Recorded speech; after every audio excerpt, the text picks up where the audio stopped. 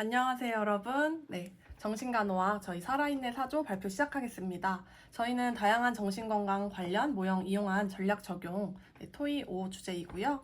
저희 팀원들은 김재우, 박지혜, 김현정, 김영범, 이지은, 고민수, 황희조, 박은혜 8명으로 구성되어 있습니다. 목차 보시면 토이 사례 소개, 조원들의 의견, 토이를 통해 알게 된 내용, 토이를 통해 알게 된 내용을 개인, 가족, 간호 대상자 등에게 적용해 볼 내용과 팀 활동하면서 궁금하거나 어렵던 내용과 팀 활동 사진 이렇게 목차 6가지로 구성했습니다. 토이 사례 소개로 첫 번째, 프로이드의 정신 분석 모형입니다. 인간의 동기와 행동에 기저에 있는 무의식 과정과 정신 역동적 요인들을 강조했고요. 인간에 대한 가정은 무의식적 욕구와 갈등이 행동을 좌우하며 문제는 과거 경험에서 비롯된다고 보았습니다. 프로이드의 정신질환을 원인이 되는 불안 3가지는 현실 불안, 신경성 불안, 도덕적 불안 이렇게 3가지로 구성되어 있습니다. 대인관계 모형은 설리반과 페플라우 두 학자가 주장했는데요.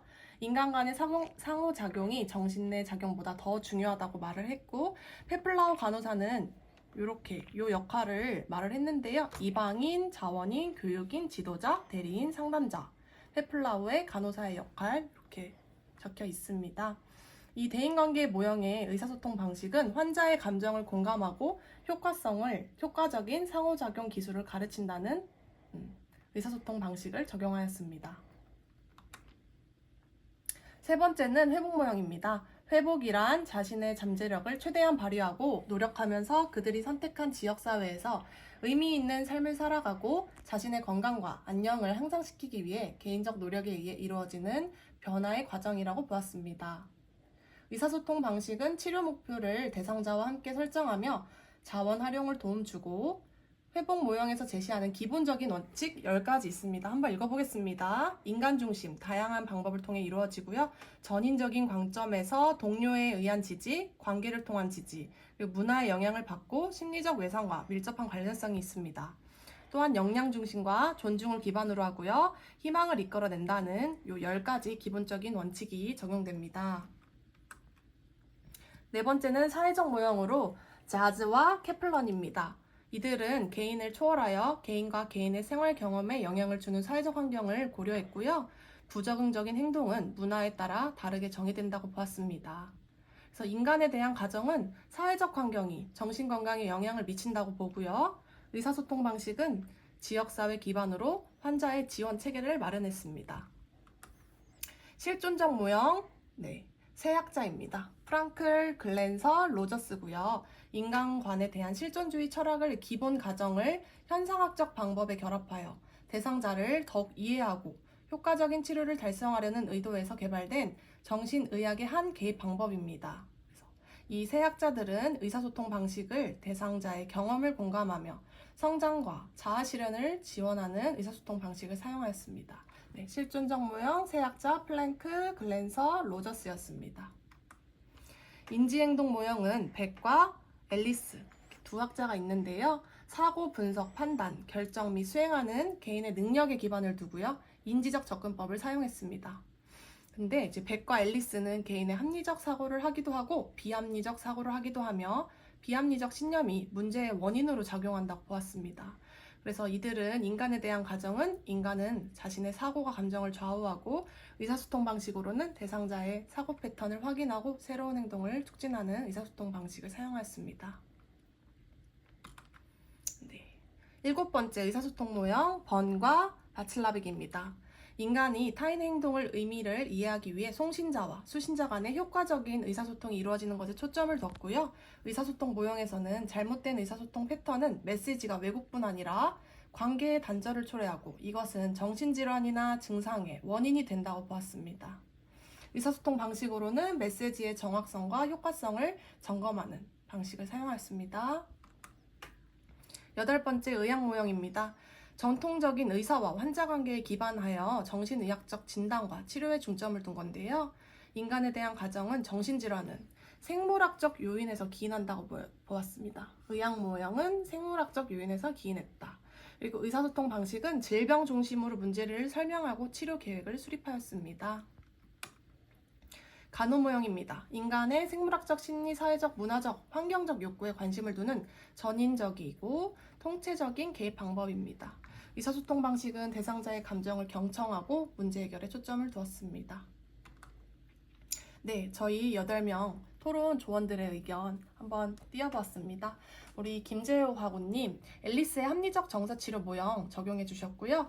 나는 항상 어떤 일을 완벽하게 끝내려는 강박이 있어서 타인에게 비치는 내 모습이 친절하고 흠이 없고 미움을 받지 않기를 바라는 욕구가 강했습니다. 하지만 이러한 성향은 나를 긍정적으로 방향을 이끄는 대신에 오히려 강박과 스트레스를 받았다고 하는데요. 그래서 이 과정을 통해서 비합리적인 신념에서 비롯된 강박과 불안이 줄어드는 것을 경험했고요. 자존감이 회복되었고 무기력함도 완화되었습니다. 다음은 저는 생태학적 모델 적용했고요. 직장 생활을 하게 되면서 저는 과도한 업무 부담과 불안정한 관계로 인해서 스트레스와 불안 증세가 있었습니다. 이로 인해서 직무 효율이 떨어지고 저의 삶에 영향을 미쳐서 개인적인 스트레스 관리 기법을 이용하여 스트레스를 줄이는 방법을 배워서 직무에 대한 자아, 효능감을 증진시킬 수 있는 목표 설정과 성취감을 쌓을 수 있도록 노력해왔습니다. 우리 김현정 학우님 실존 모형 게스탈트 치료 적용해 주셨습니다. 우리 김현정 학우님은요, 실수를 하면 안 된다는 두려움을 가지고 불안해하는 일들이 잦았고 스트레스를 많이 받았습니다. 그래서 사람은 완벽할 수 없는 존재임에도 불구하고 완벽해야 할 것 같다는 생각이 항상 힘들었다고 합니다. 그래서 현재 순간에 집중하고 내적 갈등을 해결하는 방법에 초점을 맞추는 게스탈트를 적용해 보았고요. 이제 완벽해야 된다가 아닌 현재를 생각하며 개선을 하였습니다. 우리 김영범 학우님, 베개 인지치료 모형과 앨리스의 합리적 정서치료 모형. 이제 이 영범 학우님은요, 굉장히 엄격한 부분이 있었습니다. 그래서 이 모형을 사용해가지고 긍정적인 감정을 증가시켜서 좀 해결을 하였습니다.